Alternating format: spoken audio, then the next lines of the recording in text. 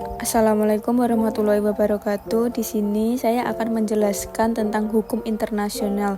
Sebelumnya, nama saya Diva Ayung Septi Maharani dari NIM 24117640020 dan dari kelas hukum A. Baik, di sini saya akan menjelaskan tentang pengertian subjek hukum individu. Subjek hukum individu adalah suatu entitas yang diakui oleh sistem hukum sebagai pihak yang dapat memiliki hak dan kewajiban serta berperan aktif dalam proses hukum. Nah, secara umum, subjek hukum adalah pihak yang dapat dipertanggungjawabkan secara hukum atas tindakan yang dilakukan, baik dalam konteks hukum perdata maupun pidana. Dalam hal ini, individu sebagai subjek hukum merujuk pada setiap orang atau individu yang memiliki kapasitas hukum untuk bertindak, baik sebagai pelaku tindak hukum atau sebagai pihak yang dilindungi oleh hukum. Yang kedua, mengapa subjek individu dikategorikan sebagai subjek dalam hukum internasional?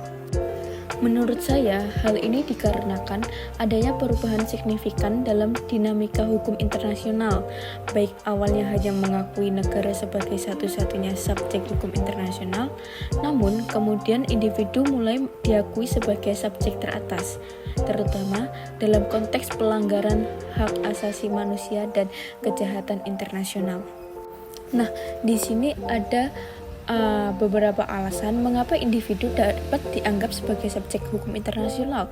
Yang pertama, pentingnya perlindungan hak asasi manusia. Pembentukan instrumen hukum internasional seperti Deklarasi Universal Hak Asasi Manusia atau UDHR pada tahun 1948, Konvensi Hak-Hak Anak dan Konvensi Hak-Hak Sipil semakin memperkuat kedudukan individu dalam sistem hukum internasional, mengakui bahwa individu memiliki hak untuk dilindungi oleh hukum internasional terhadap pelanggaran yang dilakukan oleh negara atau pihak lainnya. Yang kedua, pengembangan sistem peradilan internasional. Perkembangan sistem peradilan ini terutama dengan didirikannya International Criminal Court atau ICC melalui Statuta Roma pada 1998. Menandai kemajuan pentingnya dalam mengakui individu sebagai subjek hukum internasional. Melalui ICC, individu dapat diadili dan dimintai pertanggungjawaban atas kejahatan internasional seperti genosida, kejahatan perang, dan kejahatan terhadap kemanusiaan. Hal ini menandakan pengakuan internasional terhadap kemampuan individu untuk memiliki pertanggungjawaban hukum atas tindakannya. Dan yang ketiga, peranan individu dalam kejahatan internasional. Sebelum diakui sebagai subjek hukum internasional, individu ini biasanya tidak dipertanggungjawabkan secara langsung oleh pengadilan internasional.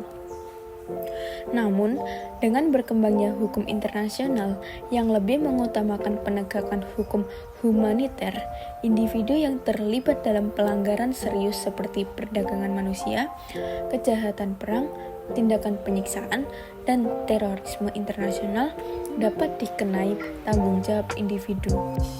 Nah, dalam hal ini, individu bertanggung jawab atas pelanggaran yang mereka lakukan, meskipun mereka bertindak sebagai bagian dari negara atau kelompok bersenjata non-negara. Poin yang ketiga yaitu contoh subjek individu. Nah, saya di sini mengambil contoh yaitu kasus peradilan internasional Prosekutor v. Thomas Lubanga Dilo atau ICC. Thomas Lubanga Dilo adalah seorang individu yang diadili oleh International Criminal Court atas tuduhan kejahatan perang dan kejahatan terhadap manusia. Lubanga, yang merupakan pemimpin kelompok bersenjata di Republik Demokratik Kongo, didakwa merekrut dan menggunakan anak-anak sebagai tentara.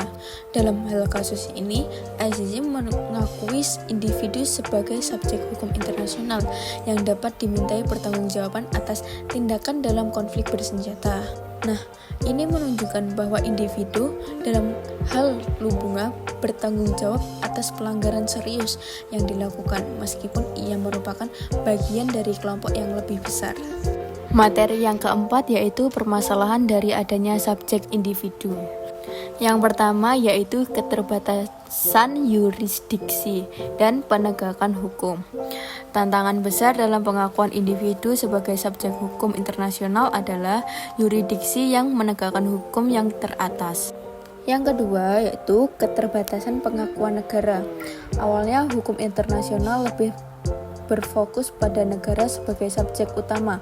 Hanya sejak abad ke-20, individu mulai diakui sebagai subjek hukum internasional dalam konteks terbatas. Banyak negara, khususnya negara-negara yang belum meratifikasi perjanjian internasional, mungkin tidak mengakui sepenuhnya kedudukan individu dalam hukum internasional. Yang ketiga, penerapan hukum yang tidak seragam. Walaupun individu mulai diakui sebagai subjek hukum internasional, penerapan norma dan hukum internasional terhadap individu seringkali tidak seragam. Terdapat ketidaksetaraan dalam penerapan hukum internasional karena mengadili internasional hanya memiliki yuridis atas kasus-kasus yang terjadi setelah negara tertentu meratifikasi perjanjian tersebut. Yang keempat, konflik dengan prinsip kedaulatan negara. Pengenalan individu sebagai subjek hukum internasional dapat menimbulkan konflik dengan prinsip kedaulatan negara. Negara-negara seringkali merasa bahwa hak mereka untuk mengatur urusan domestik dan mengadili pelanggaran hukum yang dilakukan oleh warganya bisa terancam ketika individu dapat diadili di luar sistem hukum nasional. Yang kelima, yaitu ketidakjelasan status dan peran individu. Meskipun individu mulai diakui sebagai subjek hukum internasional, status dan peran mereka masih terbatas dalam banyak hal. Subjek hukum internasional seperti negara atau organisasi internasional memiliki kekuasaan dan hak-hak yang lebih jelas, sementara individu hanya diakui sebagai subjek terbatas, terutama dalam hal pelanggaran kejahatan internasional. Yang terakhir, tantangan dalam proses peradilan. Proses peradilan internasional yang melibatkan individu juga menghadapi tantangan besar terkait dengan akses ke keadilan dan proses hukum yang adil. Proses yang seringkali berlangsung lama, mahal, dan rumit dapat membuat individu yang ingin menuntut keadilan atau membela dirinya sulit mengakses keadilan internasional. Sekian, terima kasih.